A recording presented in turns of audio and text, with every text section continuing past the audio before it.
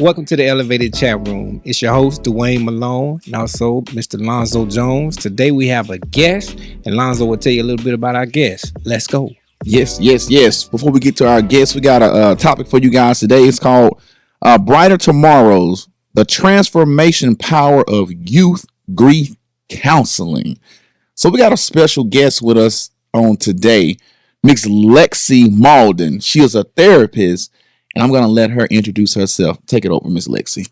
Hello. So yes, I'm Miss Lexie Mauldon, and I am the Development and Family Services Coordinator over at the Healing Place, which is a nonprofit in Muscle Shoals. So I work with kids over there, and just like you said, I do grief counseling. Okay. So before we even get deep into these questions, how did you get involved to the point where you're a grief counselor? It was a long journey with many twists and turns. I had no idea that I wanted to be a grief counselor, but I dealt with a lot of loss in my life, and I wish I would have had somebody like me now there for me then. So as I kind of came up and I went to grad school and I was figuring out what the heck I wanted to do with my life, I found the Healing Place as an intern, a lowly intern, and they took me on and I loved it and I've never looked back. Wow. Sweet. I love when people say that they're doing it because they realize at one point in their life, in their younger life, that they needed somebody that was them. Like you said, you needed you. Like how like that's powerful when you think about it. Man, if everybody that's going through a situation, if they had somebody, you know, their future self. Yes. Man, how much, man, come on. Yeah. That's good stuff. It's a lot. It's powerful. Yeah. Dwayne, you got something, my guy? I do not. So we just gonna keep flowing. All right. Let's flow. Okay. Got a question for you. Okay. It says, what are some signs or indicators that a young person may benefit from grief counseling? And how can parents or educators recognize these signs? So yeah, that's a huge question. And it's got a lot of answers, right? Because we're all different. Humans are different. And one of the main things that you learn when you go to counseling school is just how diverse our brains are. Okay. Our grief is just as diverse. So the way that you feel loss is not the way that I feel loss, is not the way that he feels loss. Yes. That's good. It's like totally different. Okay. So I can't give you a straightforward answer to that question, unfortunately, but people a lot smarter than me have come up with a few really good things that we can point out to tell you, hey, if you have a kid that is doing this, this, and this, maybe you need to push pause and see what is happening. And a lot of it looks like other mental illness. You know, we all work with kids, so we know when kids are struggling. But if they're not sleeping, if they're having major mood swings, if they're acting out and you can't find a reason for why, if you see their grades slipping, their behavior is changing, personality is changing, because we know our kids, so we know when something's not right with them. That's when we need to think like, oh. But the number one thing is, have they experienced a loss? Because if they have, they're showing signs. Gotcha. Now, is grief the type of grief you do, or when they're talking about grief, is that pretty much just dealing with a loss, or can it be any other kind of grief, or it's just with loss? Yeah. Well, so I love that you pointed that out because, grief is not death specific. Okay. That's right. Okay. That's good, dude. Yeah, it's not. But now the main thing that we focus on, I will say, over at the Healing Place is grief due to death. But that's not the only thing. You can be experiencing grief because you just moved here, of all places, from somewhere far away. And you're grieving the loss of your home. You know, you're grieving the loss of those people around you. Okay. You could be grieving, yes, because you experienced a death. You could be grieving because your parents just got a divorce. And your whole life changed. That's grief. Okay. So we see all of that. Okay. So which one do you see the most? The most is, of course, grief due to death. That's the main thing. But those other kinds are oftentimes overlooked. And then that can be just as detrimental because we don't think to look for grief, like I said, if you're going through a divorce. Now, that makes sense because that's why I asked the question, because I don't know if we actually see it as grief or just, you know, an obstacle or a setback or just an issue. Yes. You know, not necessarily grief. What actually is grief? Yeah. Well, like when you really think about it, like what is grief? I know you say it so many times it's not a word anymore. That's my life. It's a lot of things, but it really just looks like all of these emotions that you're feeling that don't have there's a really cheesy saying that is, grief is love with no place to go. Wow. And that's I like that. it's a big truth, because it really is. You lose somebody and you have all these feelings inside of you, and you imagine being 5, being 12, and somebody dies. You barely know what death means, much less how to deal with it.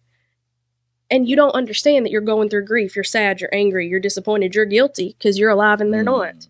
Man, that's what grief is. That's good stuff. Man, you know your stuff, huh? A little bit. How long you been doing this?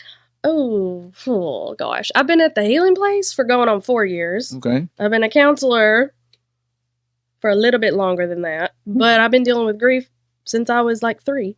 So depends what you mean. I got you. I feel you. I had wrote a note down that says different ways that people grieve. Yeah. What are some, like, so you said that we grieve in a lot of different ways. So like somebody may go to prayer. Yes. Or somebody may, have to, vent. I don't know. What are some ways that people grieve? Well, so again, like let's think about mental health, right? Mental illness. And we've gotten a lot better. We're still not great, but we've gotten a lot better as a society about understanding that mental illness is a thing. It's an issue. It's a need. And that it is so incredibly diverse. Okay. So you interchange mental illness with grief. Okay. Grief is incredibly diverse. Just like our brains. Our complete neurochemistry, we know from science, we know statistically that when you experience a trauma, neural pathways in your brain are rewired. It literally rewrites your brain for you. When a 7-year-old experiences a death, that's a trauma. So that means their brain has chemically changed. They are not the same. So they're grieving. And they're going to do that differently depending on their age, depending on their environment, depending on their race, their socioeconomic status, depending on where they are in the country. It's all a factor. Not to mention religion, culture, all of it. Wow. So it really is that diverse. Yes. Man, that's good though, because I'm thinking that it's only like maybe 1 or 2 ways that people, grieve. Well, it's like you think about it, you see, and maybe you don't, but if you start looking, you will. Some kids or people, just humans in general, they experience a loss, and maybe you see somebody that cries a lot. That's kind of what we think of, right? Like somebody dies, you cry, you become real tearful. You're emotional outwardly, like we see it. But that's not the only picture. You see kids who have somebody who dies, and they're angry. Yeah, I can see they that. are mad at the world because how dare the world take their person? Yeah. Or they're mad at, if they believe in God or if they believe in a higher power, they're mad at that person because how dare they? So there's a lot of anger wrapped up in grief. Or you see some kids who just completely don't change outwardly. You're like, did they even notice that their mom died? They've never dealt with it. They've never dealt with it. They push it down. They're repressors. So they completely shove it down to the depths of their soul and they ignore it. Except what we know about trauma, because remember, grief is trauma, is it comes out. Eventually. That's good. So I do have a question. So what is the most common sign that you see? That's tough. Well, you can answer tough questions. You got it. I'll do my best. Yes. Well, okay. I can't give you a blanket answer, but let's do by age. So I'll say under 12. Okay. The most common that I have seen. So this might not be true for any counselor or person that works with grief. Okay. Personal experience. That's cool. Yeah, but me working with kids under 12, I'll say the most common maybe indication that there is a big problem is their attachment style changes. So that means maybe all of a sudden there's like, let's say dad died. They're super clingy to mom. Like they are having attachment issues. They don't want mom or any other adult in their life out of their sight. So then at school, they're having all these behavior issues. Like they're acting out. They're wanting to go home. They're not completing their schoolwork. They're getting in trouble just so they can go home. Wow. Right? Because they got to have eyes on their person or else their person might die. Right? Yeah. And then if you go above 12, I would say anger. That's the main one. I can see that though. Yeah. That's good stuff. So under the age of 12, they have attachment issues because they feel like they can't process the fact that the person that passed away, they feel like the next person may go. Yes. And then over the age of 12, they're just mad. They're just mad. Yeah. They're mad at They can't the figure it world. out. Yeah. I think that makes sense. Mm-hmm. All right. Well, let me ask you this question. It says, how do you tailor your counseling approach to meet the diverse needs and backgrounds of the young people you work with? Yeah. Well, so again, that's huge. It's a big deal. And like we've talked about this whole time, how diverse it is. It's major. And diversity means a lot of things. It means diversity in grief itself, and it means diversity in the human race, right? Okay. As people. So there's like two lines of thinking here. So knowledge is power is one answer. Okay. I've went through a lot of school and through a lot of training to be able to know what to look for and how to help these kids. So that's the one thing. I have so much more to learn and so much more to grow, but I'm responsible for continuing that. Okay. That's how I know. And that's how I know that I can help people who are grieving. But also, I have a huge responsibility because I have to make sure that I am socially, culturally, racially competent to know how to help these kids because grief doesn't discriminate. Right. It's death, everybody. Yeah, exactly. Death does not discriminate. So kids of all shapes, sizes, colors, and walks of life walk through my doors. Yeah. And I got to be ready to help them. And it doesn't matter where they come from, what religion they practice, what culture that they've experienced. If they're going to sit in front of me, I have got to know how to help them. So it sounds like, and it may be something simple, but it sounds like as a counselor in a diverse field, you have to be diverse yourself. Yeah, I do. So you have to be flexible and adaptable and open-minded and willing to, like you say, continue your knowledge as well, continue learning. That's and you can tell because you can vibe. Yeah. Like you vibe with. Yeah. I got to vibe with this person, this set, that type of person. You know what I'm saying, or whatever it is. You can tell you have that personality where you can just I can just flow with it. Yes. With whoever. I got to be a little bit of a chameleon. Like, gotcha. But that's a great thing. It's a tool, but it's hard. So I understand that. So imagine if everyone was like that, had that type of personality. Where they could just see the bigger picture. Mm-hmm. I think sometimes we get so caught up in thinking that me, how I am, how I'm raised, and everything about me is better than how you were and how you were raised, how you look, how you dress, where you come from, how you think. Yeah. When that's not the case, we're just different. Yeah. Different doesn't mean better. No. We're just different, in our own ways. Yeah. It's that open-mindedness. Like, if you can have that, like, you can really do anything. But especially if you're trying to go into work, well, A, working with kids, and B, working with mental health. If you're not open-minded, I don't know how you're going to do it. Yeah. I can see that because, like I said, you're dealing with, it's not grief and mental illness is not predicated to one type of person or one cultural type of person. It's everybody. Yes. I mean, everybody. That's one thing that we all have in common. Yeah. We're going to experience grief. Yeah, I have a bad joke that I say because, like, we could never, but I'm like, as a grief counselor, I need a t-shirt that says I am inevitable. Because, like, everybody is going to experience loss. Like, it does not matter who you are. It's going to happen, whether it happens when you're 5 or when you're 50. Yeah. It's going to happen. Yeah. So. Makes sense. So, let me ask you this. Can you share any resources or activities that families can use at home to continue the healing process outside of counseling sessions? So what can they do at home? Yes.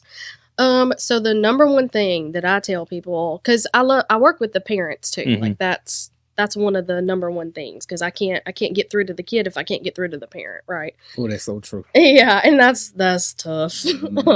That's tough. But anyways, so I tell them the number one thing that they can do after somebody has died is not make death taboo. Because we are not a culture and we are not a society who is open and comfortable about talking about death. It's like a bad word. You don't speak it. It's like Voldemort. You just don't say it. But that's not reality. It's not realistic to go through life that way. And so if you've got a kid in your home that has experienced a loss, but you're not willing to bring it up at the dinner table, well, they don't think they're allowed to have feelings about it. And so then they become one of those kids I talked about earlier who's a repressor. They push it down and eventually they erupt. And that's when we have a problem. Okay. So I tell parents, guardians, whoever, you got to talk about it. Mhm. You have to bring it up. And that means in big ways and small ones. Mhm. You know, if you're eating shrimp and you know dad hated shrimp, say that. Like, ugh, he would have hated this. And don't shy away from bringing that person up. Don't think we can't speak their name because they're no longer here.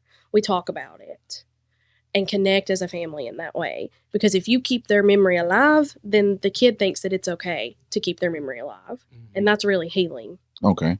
So I know, like, my grandfather passed away. I went through a phase where I found out that I can control my emotions.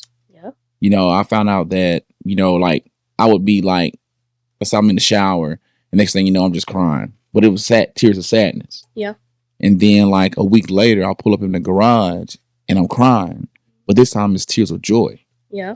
So in that moment, I realized that when you really think about it at its core, we actually control our emotions. Mm. You know, we can decide in the moment, do I want to be sad that my granddad passed away? Yeah. Or do I want to, you know, take pride and remember all the great things and great times, great memories that we created when he was here?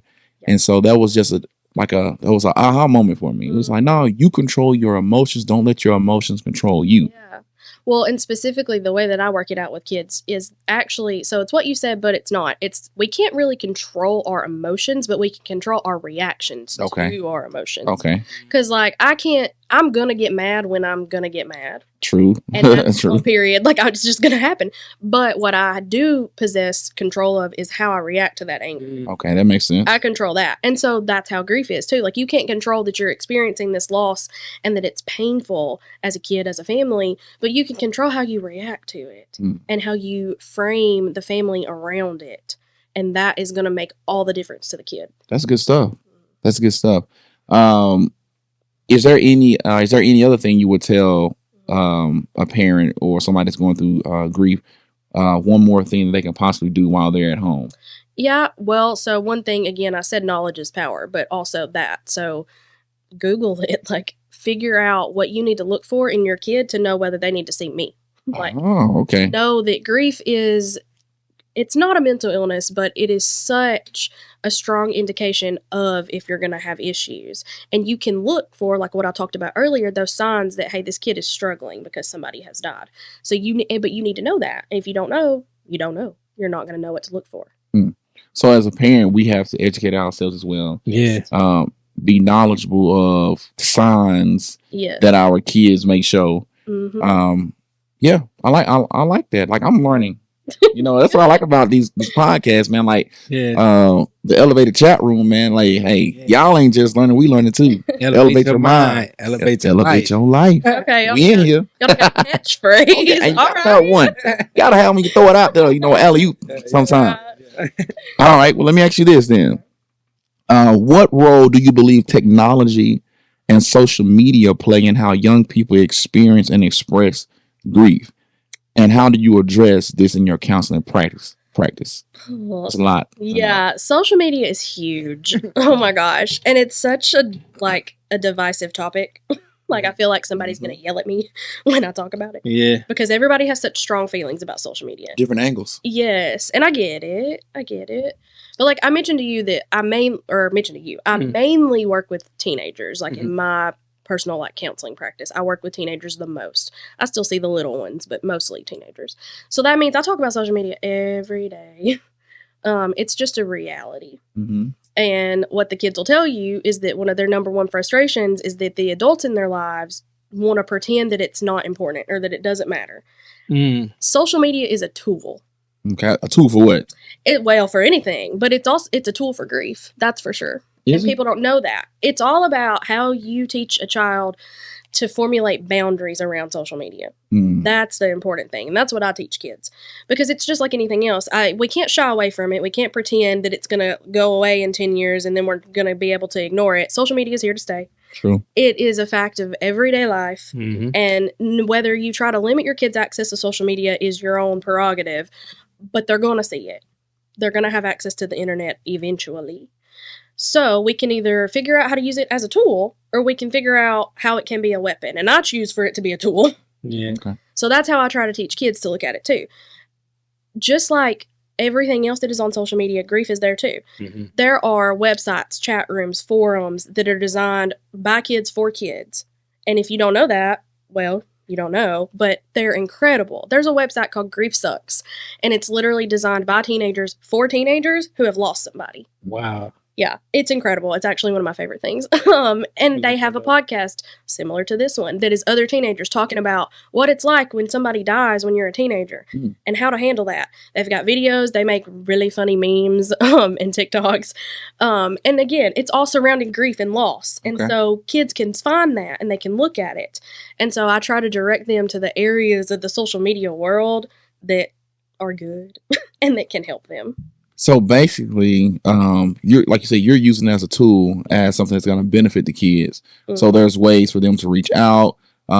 There's ways for them to get in contact with other teens that have experienced what they're experiencing. It's used for networking, but in a good way. Yes. So what's the negative side of the social media and technology that you've experienced? Well, so the number one thing is bullying. That's the main thing, and that's the sucky part, because yes, it does happen. And as much as we would like to think that nobody's going to take advantage of something like a death and use that as bullying, they do. That's crazy. Yeah, they do. So I do see that. I see kids getting bullied online because your mom died and somebody wants to make fun of that. And that's awful. So we have a lot of conversations about what we can control in those situations, which is tough because it's not a lot, honestly, but our reactions to it, that's the answer. So bullying, that's the main issue. And then, of course, the dark parts of the internet and social media that we want them to stay away from. Mm-hmm. And that's up to guardians, to the adults, to have some controls in place. Man, you would think that, like, when somebody's experiencing like loss, going through grief, that you would show some type of sympathy and empathy and not, poke the bear, as they say. I mean, that's one of the lowest levels of it's tough of like sickness. Yeah, I see it in young kids too. Like I have elementary schoolers that'll, I'll hear that they've been made fun of at school because they've got a dead dad or whatever their person is, and I'm just like, ugh, like it breaks my heart. Yeah. But it happens, and so I try to not prepare kids, but help them work through that if it does happen. Yeah. So, I would never thought that. I mean, I know kids do some stuff, but geez, well, that's heavy. Hurt people. So they're hurting another kid because they're hurt themselves. Mm-hmm. So that's an important realization that they usually come to, that maybe I can help them work around to be able to work through that pain. Okay. Let me ask you this real quick. So, a lot of times how some people can work a job in their field and they do it for so long that they kind of get immune to doing it. Sure. Where they kind of lose being sensitive to the situation. Yeah. What keeps you grounded and sensitive to what you do every day on a regular basis? Oh, it's tough. I'm really good at compartmentalizing because I have to be. I hear about grief and trauma all day, every day. Like, people's worst days or what they're bringing to me. And that's tough. Mm-hmm. But I see the change. That's the main thing. I watch how it helps these kids and these families, the whole family, but really the kids, they all come to me, especially like the teenagers, and they don't want to be there. Yeah. They're being dragged there by their teeth. Like, they don't want to be there. And they are not about to tell some little lady about their life and their pain. They're like, okay, sure, I'm going to talk to you. Never. But eventually we get there, and then they start scheduling their own appointments because they want to come to therapy. That's good. Yeah, and then I see that their grades are better, and they've got friends, and that they're handling their emotions, and they teach me a new coping skill, and I'm like, wow. And so it's that. Like, on my hard days, that's what I think about. Yeah. Because it's easy to get lost in how hard it is. Yeah. I know you mentioned earlier that you also said you experienced some grief. Mm-hmm. I think you said starting at the age of 3. Yeah. So would you say that your life, your experiences also kind of helps you push through those walls sometimes? For sure, yeah. So I grew up with a grandmother. I call her Granny. That's why I wear this butterfly necklace. It was hers. She was incredible, but she had Alzheimer's. And so she never knew who I was. She never knew me. So I spent my whole life grieving her. Literally. From the time that I knew who the woman was until the day that she died in 2018. She never knew me. She didn't know that she had a granddaughter named Lexie. Not for real. Like maybe a little bit in the beginning, but not for real. I spent my whole life grieving her. And I didn't know that until I knew it when I was grown. Yeah. But that's what it was. And my family helped take care of her because she had to have somebody. She had to have a caregiver. My papa was incredible, but he was old too. So we helped take care of her. And I always knew somewhere in the back of my mind that I wanted to work in like the realm of like death and dying. It sounds so morbid, but I actually thought I was going to be a mortician at one point. And because of that experience, because of growing up with her and experiencing that my whole life, I was like, again, I needed somebody to talk to about grief and about what it felt like to lose somebody before they were even gone. And I didn't have anybody. I just didn't know that that even existed. So now I try to be that. But I think because I have such a close experience with it, and I know what these kids are feeling, like I may not know their exact situation, but I know their pain. I'm better equipped to help them. Sweet. Yeah. That's what's up. That's what's up. That's good. Like I said, man, that's what it's all about. We all go through things in life, not just for ourselves. But once we learn from it, get set free from it, then now it's time for us to teach and help and lend a hand to the next person. Yeah. I always say that you're not gifted for yourself.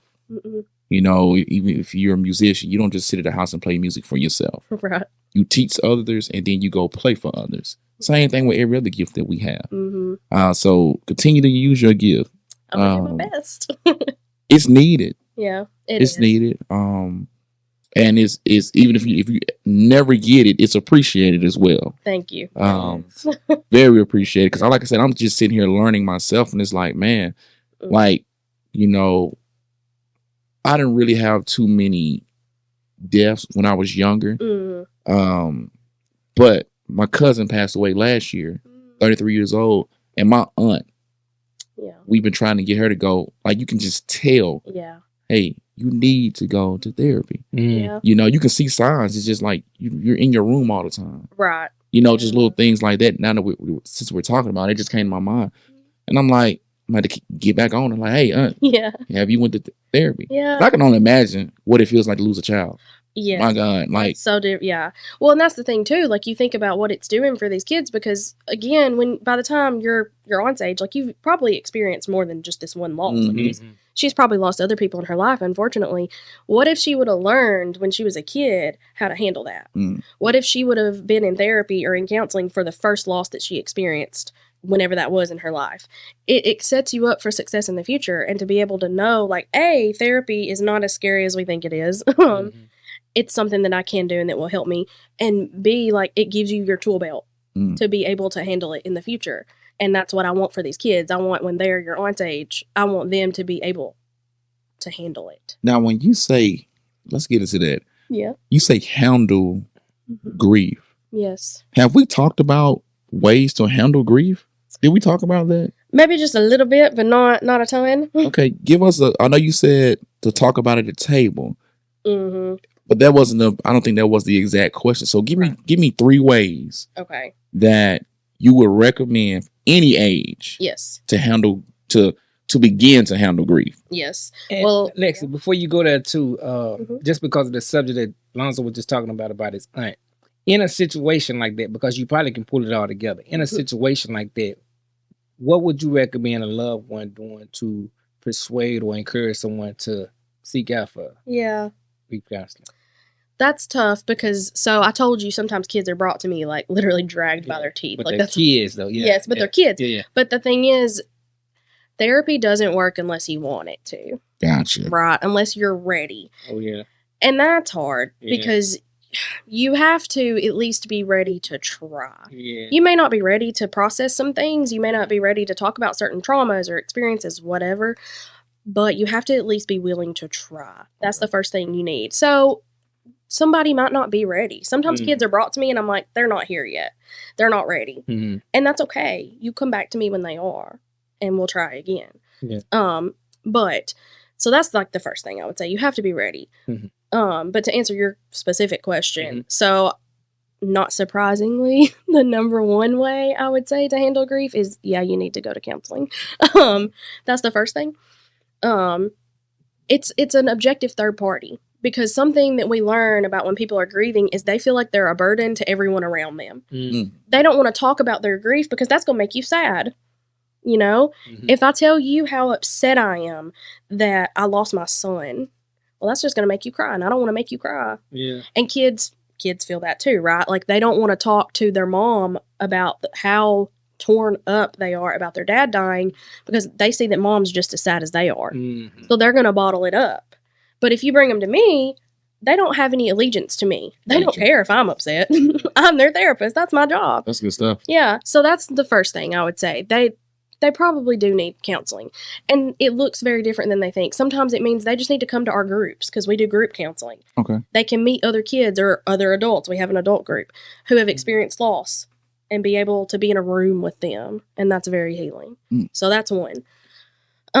Number two, how to handle grief. I would say developing some emotional intelligence. Yeah. And that's a journey. That's good.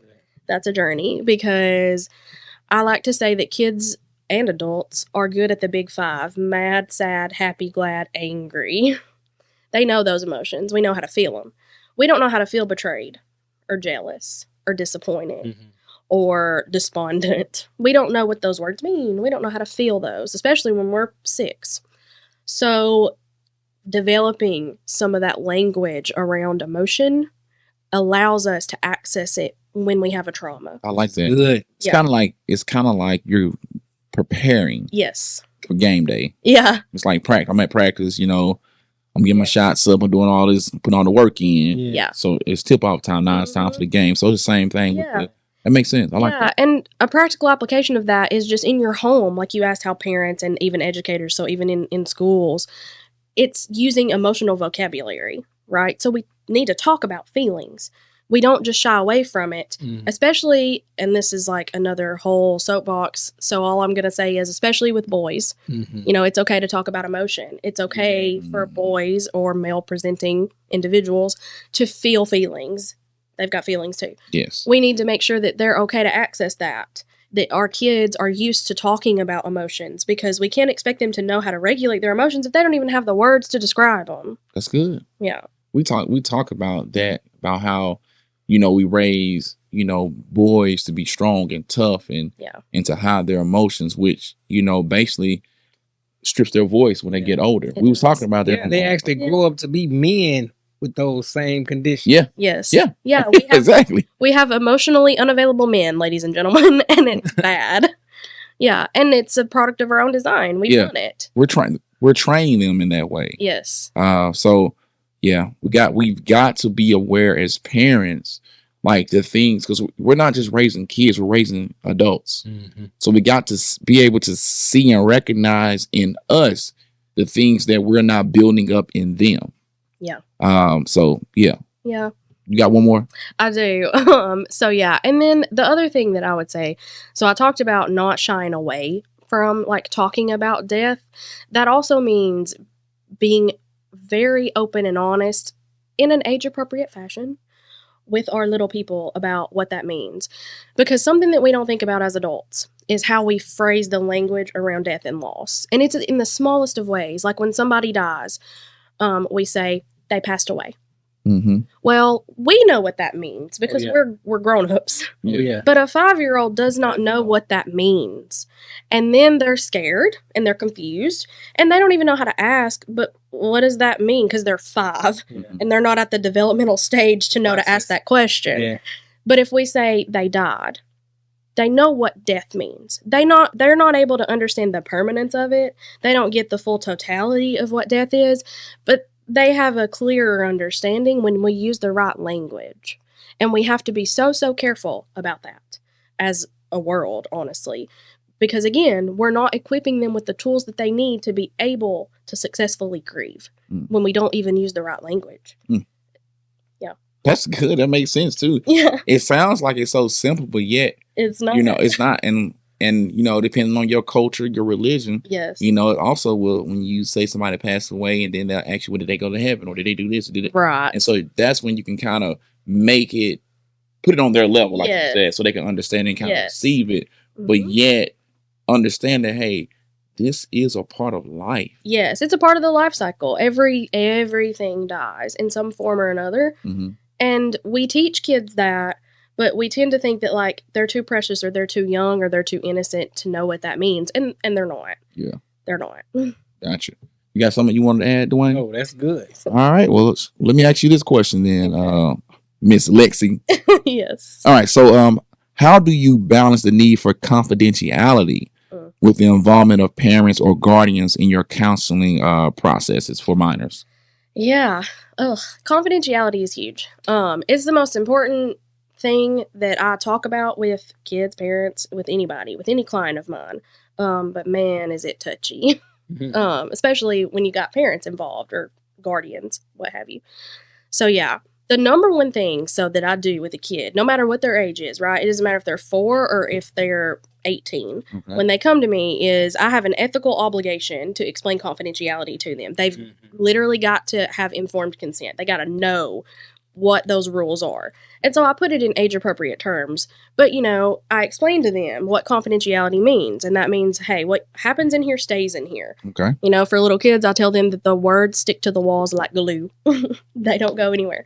I'm not going to share their secrets. That means I'm not going to tell mom what you tell me. Because it ain't her business. Yeah. I have to create a safe space. That is my job. Yes. For them to have a safe space. So that means I'm not going to tell. I have to get them to trust me. But the thing is, not all parents understand that. Wow. True. Yeah, and that's what makes my job real hard. Because I love working with parents because it's necessary. We know that the number one indicator of whether a child is going to be successful in adulthood is if they have supportive adults around them. That's the number one indicator. So if you have adults in their life that are trying to undermine the therapeutic process, well, we've got issues. Yeah. And I've had parents take their kids out of counseling because they think that I'm not telling them what's going on. I've had parents, after they hear the limits of confidentiality, how I'm not going to tell them unless I think the kid's unsafe, basically, be like, oh, well, then this is not for us. Sorry. And they don't want me to see them anymore. And that hurts my heart. Yeah. But it's the reality. So it's a fine line. Wow. And it's amazing because we spoke about this kind of sort of with a previous episode, even when it comes to mentoring. And sometimes, we have a confidentiality roles as well. And so what we discovered is how I look at it. I try to explain to the parent, as long as they're talking to us, then at least someone is in the know rather than them keeping it bottled in, and then the result may be something that you really don't want. You know what I'm saying? Yeah. I try to explain the exact same things to parents, right? And I'm like, look, I want to meet with you because, hey, you're their person. You're the adult in their life. Like, if I can't meet with you, then no progress is going to be made because the child's success in therapy is only half of it. It's also they're at the mercy of their environment. They're at the mercy of the people that they live with. So I have to do that, but I just have to toe a very fine line. Like, I'm not going to share details about what that kid tells me. Sure. I'll talk in terms of progress. I'll talk in terms of goals, treatment plans if you want to get clinical, like whatever. Yeah. But I'm not going to be specific. And some parents or adults, they are not okay with that. Yeah. And and that just means that I don't even know, actually. I don't have an answer for that one. And we often say that we like to create a safe place. As long as you're not talking about hurting yourself or hurting someone else, let's talk. Yep, that's it. And they need that. They do. They need it. Yeah, I mean, that's the first thing you have to do is build that rapport, that trust. Yes. And if they know that everything that I say could possibly go back to a parent, they're not finna open up. They ain't gonna tell me nothing. Finna open up, man. Right, no. If that was the case, they'd be at home talking to their mom or dad or parent, from the jump. Yes. Well, and something that also, and I don't have kids, so I don't know. I can't imagine how hard it is to reconcile with your kid not wanting to like share something with you. I can imagine how hard that is, but I can only imagine because I'm not a parent. I get it. But a kid's like, especially, I'll pertain it to teenagers, right? Teenagers have 2 jobs. Their first job is to hang out with their friends as much as possible. That is their first job. Their second job is to increasingly gain independence. That means they ain't gonna want to tell mama every single thing that they're doing in their life. Yeah. Their job is to become independent. They're gearing up for adulthood. They're a teenager. That starts at age 10. That starts at age 10. That's when those developmental markers come into play. So that's really young, but that means if they have someone like me, hi, Miss Lexie, who they can talk to and tell the stuff that they don't want to tell mom or dad or grandma or whoever, then they have a safe person watching out for them. Yeah. I think it's also, we was talking about the parents and them not or wanting to talk to them or not wanting to. I think it's all about how mature the parent is, how knowledgeable they are in that area, and the relationship that they've built with their child. And I mean, I would hate to be in a situation where now my sons, when they get old, they may not want to come talk to me for whatever reason. Right. But I would like to have that door open. Yeah. They'll go through that because I got some older ones. Yeah. He said, I'm already there. Just saying, like, no matter how great the relationship is, that may not be a topic that they just want to talk to you about. Yeah. So you have to be cool with them getting help from somebody. Yeah. You know, that's what it's about. It ain't about who gets to shine to get the glory. Right. You know, it's about them getting the help. It's about them breaking through. So that's my thing. That's why we say it takes a village. Yeah. Right. Like it does. Like I can be part of the village if you let me. Yeah. That's good. And we all, I mean, I would recommend everybody, if you're having any type of issues, you're struggling in any kind of way, I would recommend that you do go see a counselor. There's nothing wrong with that. Please. I think people put that negative spin on it, like, man, you got to go see a shrink and all that. No, I'm going to get help, bro. I'm struggling. You know what I'm saying? The ironic thing is that our young people, like the kids, like y'all have seen it, I'm sure, they are getting so much better about talking about mental health. Oh, yeah. And talking about like going to therapy. They joke about it. They're like, listen to what my therapist said. Like, you know, it's like it's like a thing, right? And I love it. Yes. Because it normalizes it. Like, that's my whole purpose. Like, I'm like, it needs to be normalized. Good. Your mental health is just as important as your physical health. Treat it that way. That is good. That's spot on. Say that one more time. Your mental health is just as important as your physical health. Come on. Treat it that way. Come on. That's good. You working out your physical body. You need to work that mind out. Right. You need to go get that help. Ain't nothing wrong with it. They nothing are wrong with it. Together. Yes. Yeah. That's good stuff. So let me ask you this right here, and then we can close it on out. You moving right on along. Yeah. And Miss Lexie Mauldon, she on point tonight. This is good too, because even though you're talking about the perspective of teens and so on, but I'm listening and I'm sure that there's a lot of this information that can be utilized for adults. Yes, sir. Yes. That's what I'm loving this. Good. That's good stuff. We've enjoyed it. I'm glad. So let's keep it moving. Here we go. It says, what motivates you to continue working in the field of a youth grief counselor, and what do you hope to achieve through your work in the future? That's the forward-thinking question. Man.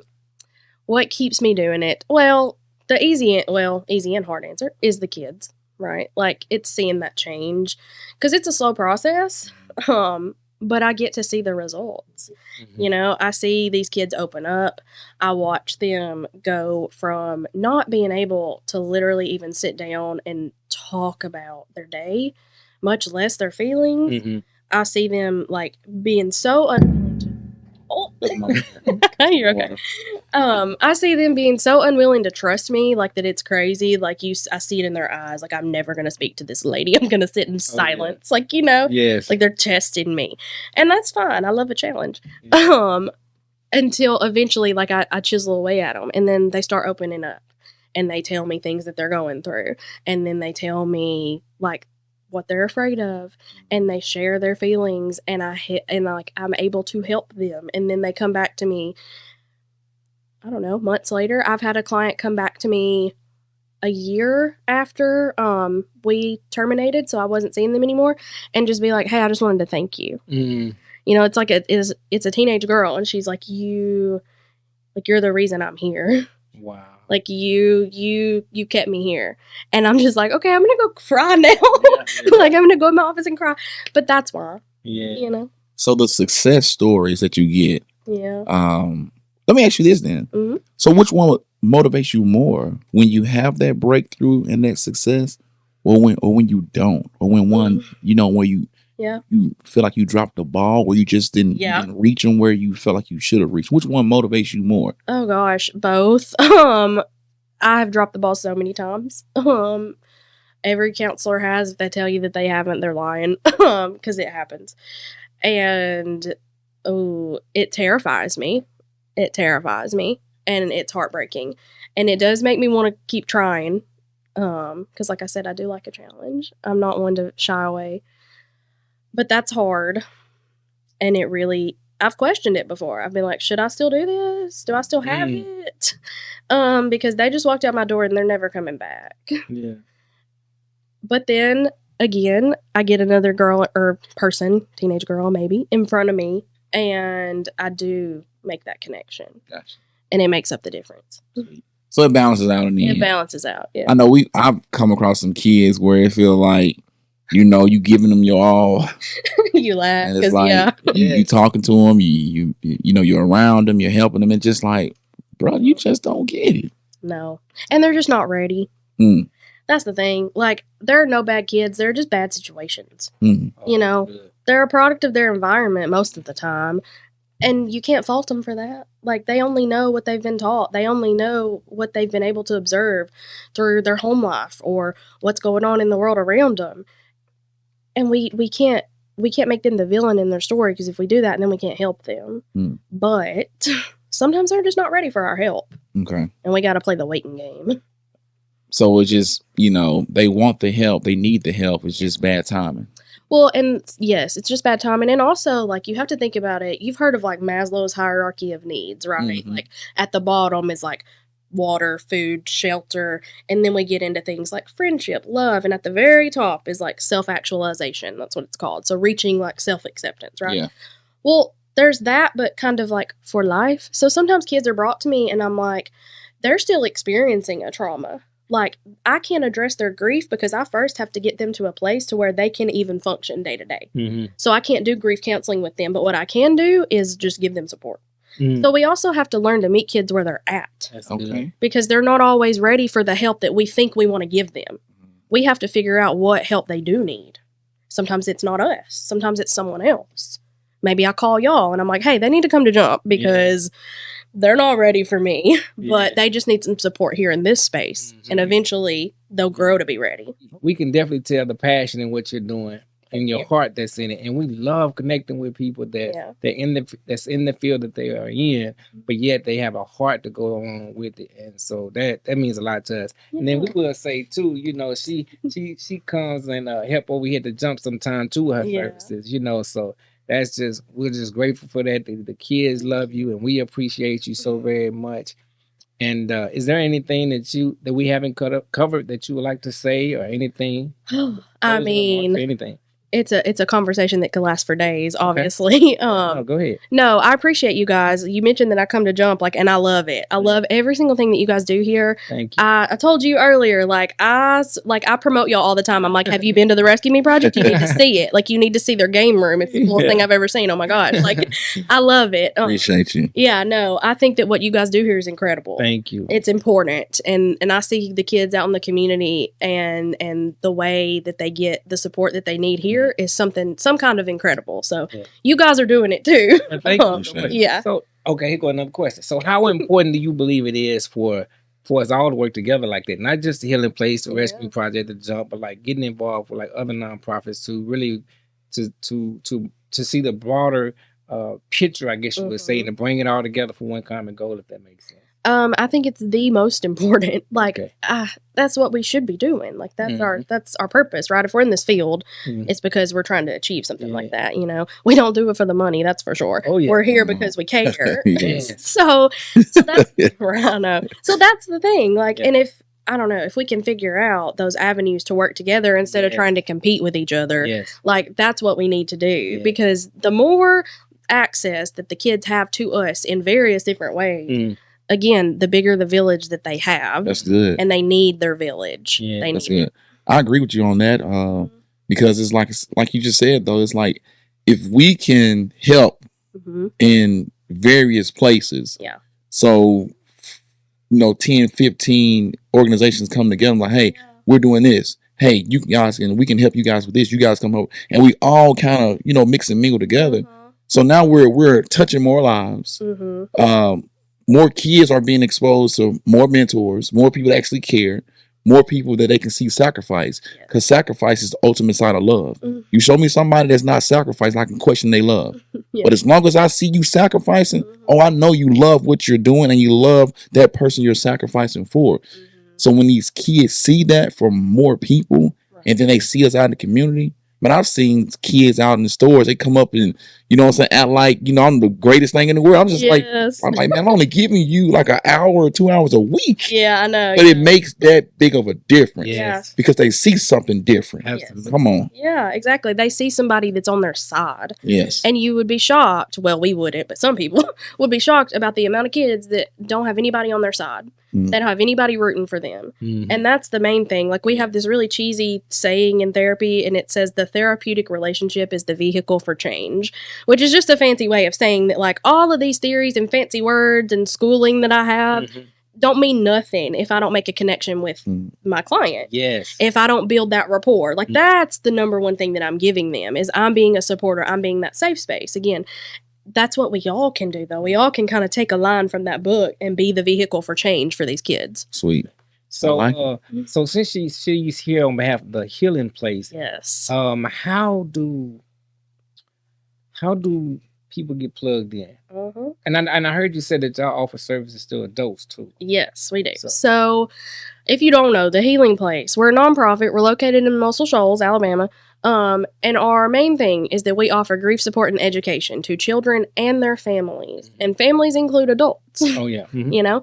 So, yeah, mainly we do counseling services, grief support services for those kids. That can look like a one-on-one things, like you come, you meet with Miss Lexie or one of our other great people. We have support groups. So every other Thursday, we have support groups. And those are all ages. So that means that there are 4 support groups going on at one time. Separated by age. So we got littles, middles, teens, and adults. And they all meet. So that means you can come and be in a group while your kid's in a group or while a little person in your life, even if it's not your kid, is in a group. And everybody gets helped. And that's a beautiful thing. We do special services, special support services. We do crisis response. We do a lot. If it has to do with a death or a loss in the community, we're usually there. We're online. You can find us at thehealingplaceinfo.org. There's resources there. If y'all need community resources, y'all are on there. Y'all are on our community resources page because people need to know how to get in contact with y'all too. And then all kind of other fun stuff are located on there. How we're funded, how we need funded, all that type of stuff. Sure. Yeah, it's all on there. And then of course we're on all the social media, Facebook, Instagram, all the things. Go check us out. It's cool. It's a great place. That's good. So are y'all in the schools too? Yes. Oh my, that's one of the main things that we do. We have a school program coordinator. Her name is Katie McWilliams. Shout out because she's great. She goes into, she mainly handles our schools. We all pitch in. We're in over 50 schools in Lauderdale, Colbert, and Franklin counties. Wow. Yeah. So we go to these schools once a month and we do a Healing Hearts group. So that means these kids can come out of class, go to a grief support group while they're at school. That's good. Yeah, so we don't have a transportation issue, right? Awesome. They do that. They see other kids in their schools that have also experienced a loss, so they know that they're not alone. Yes. Which is really powerful. And last year, I want to say that there were over like 500, close to 600 kids just in our school program. Seriously, is that many kids that deal with that? Like just on that in the level? schools, though. Then you add hundreds more for like in office, for the support groups in the office. Yeah, it's a lot. Yeah. So and again, you got to think about the broad spectrum of grief that they deal with as well. True. Yeah. True. Yeah. That's good. Well, I love it. Any closing things for you, Zoe? I'm good. I'm flow with you, bro. We can close it out, man. I guess we'll close it out then. Again, this is the Elevated Chat Room. We thank you all so much for tuning in to this broadcast. Again, thank you, Ms. Lexie, for being with us on tonight. And till next time, everything that you learn, we hope that it's something that will help elevate your mind so that it can elevate your life. Thank you so very much. Perfect. Thank you. We out.